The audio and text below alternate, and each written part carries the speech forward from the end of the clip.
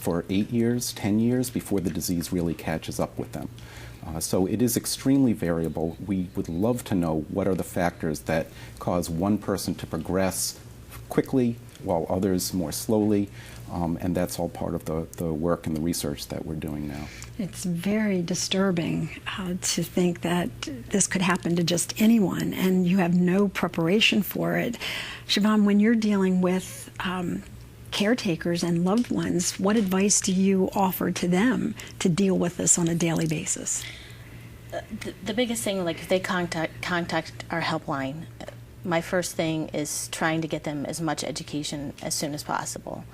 We do family caregiver trainings where we sit down, we do a whole medical overview, we do a whole legal and financial overview, and then we do an overview related to behaviors and communication so that they have the beginning tools to start caring for their loved one in the best way possible for everybody.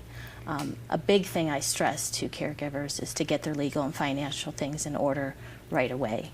I recommend that because there's just so much that's going to progress as it progresses down this path, and if they're prepared in advance and it's not an emergency, it's going to be a greater relief to them as far as their caregiver stress.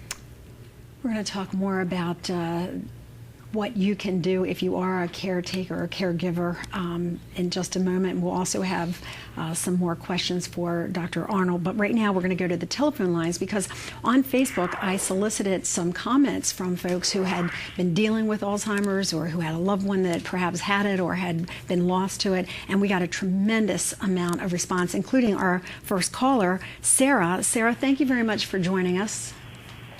Thank you. I understand that you lost your grandfather to this disease? Yeah, he was diagnosed when I was really young. He was actually diagnosed when I was about 6 years old, and he stayed at home for quite a bit when he first was diagnosed because the behaviors he was showing were just strange behaviors, nothing dangerous to his well-being or to my grandmother who was taking care of him. Okay. And then when it became to about probably 4 or 5 years in, he started to become a little bit his behavior was erratic, and he started to, just act somewhat childish with the way he would handle things, and very, he'd have scissors around and things that would cause danger to my grandmother, and we had to put him into a home, and he probably, I think it was 8 years before he actually passed away that he was living with. I'm sorry to hear that, but for you as a child, when you saw that, it was really, I imagine, very difficult for you to have any kind of relationship with your grandfather. Were you ever frightened by the behavior or confused by it?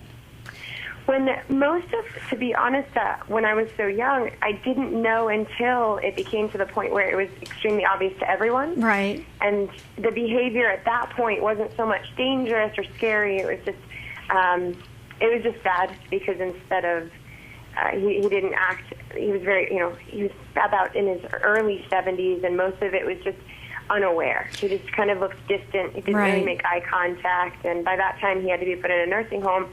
And then it just got, quickly after his nursing home, it got pretty fast, quickly bad, where he couldn't recognize or remember people except for my grandmother. Yeah, that's probably the saddest part of all of this is the memories that are lost and how the individual loses so much, and then as a result, you lost a lot because he didn't remember you. You're doing something, I understand, to try to further the information and education about Alzheimer's disease. Tell me about it quickly. Yeah, it's actually, I was looking to figure out how to get some money towards the Alzheimer's Association, and they have an amazing, I'm sure they would tell you that too, they have an amazing website that allows you to tribute funds. So it's called the Luther Taylor Tribute Fund, is the one for my grandfather. And you can go right online and donate money right to the Alzheimer's Association through anyone's tribute fund. And we're doing 5 races, raising $1,000 for each race by the end of the year towards the Alzheimer's Association. Good for you. Well, I wish you the best of luck with that. I'm sorry for your loss, but I thank you for sharing the information in your personal story. Thank you. Okay, thanks, Sarah. We're going to take a quick break. When we come back, we'll have another personal story. It's really, truly a love story, a wife who has been caring for her husband who has been diagnosed with Alzheimer's. We're going to find out what it's like for her and for him. We'll answer some more of your questions when we come back. Lynn Doyle's jewelry provided by David Craig Diamonds and Fine Jewelry, Newtown, Pennsylvania. Transportation for It's Your Call guests provided by Preferred Car and Limousine.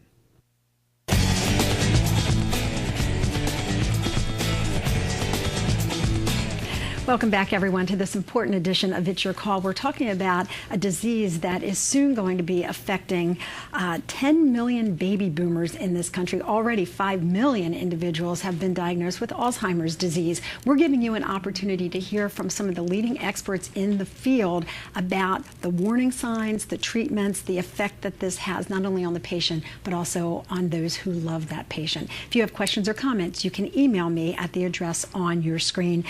Dr. Stephen Arnold is the director of the Alzheimer's Disease Center at the University of Penn, and we were talking before about the warning signs, and now I'd like to talk a little bit about the actual impact it has on a patient. I know we've said that each individual is just that, an individual, but give me an example of what we might expect if we've been diagnosed.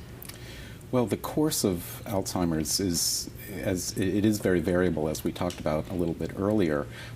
Usually memory is the first thing to be affected. As the disease progresses, other aspects of our thinking become involved. So our language abilities can become very involved. Our ability to navigate space, to find your way around your neighborhood or even in your own home can be affected as the disease progresses. And that's why so often we hear about individuals who have wandered away and perhaps become lost because they don't know even their most familiar surroundings. That's right, and that's why things like the Safe Return program that the Alzheimer's Association has and bracelets or things like that can be so helpful.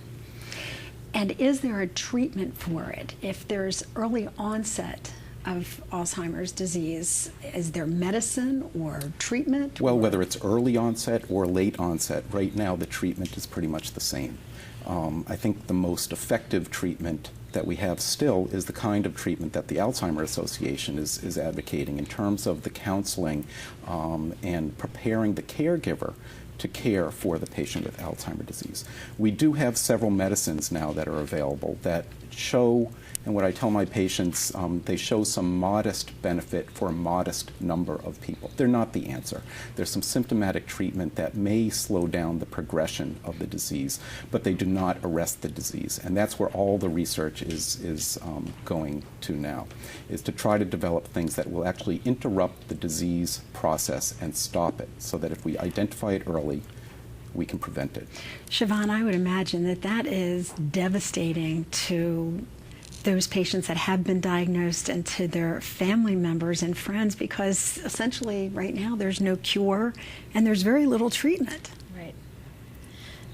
And that's why, I mean, we really encourage families to join support groups, and we are now starting up more and more at the Alzheimer's Association early stage support groups, so that individuals actually with the disease can go to a support group with their loved ones.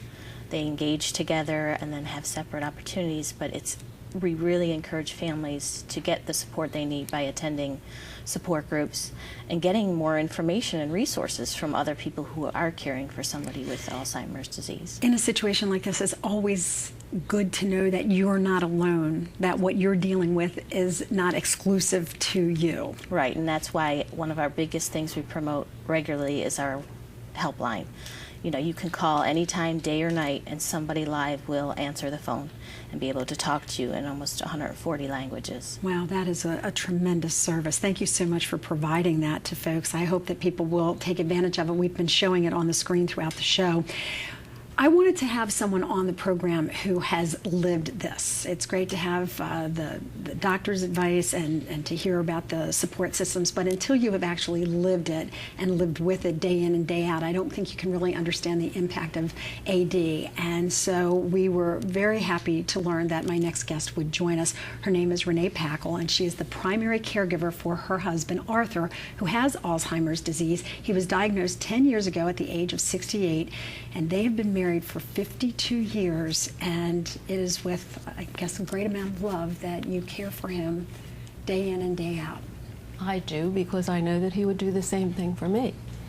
It's just at this point, after 10 years, and the disease is just getting worse, it's getting harder and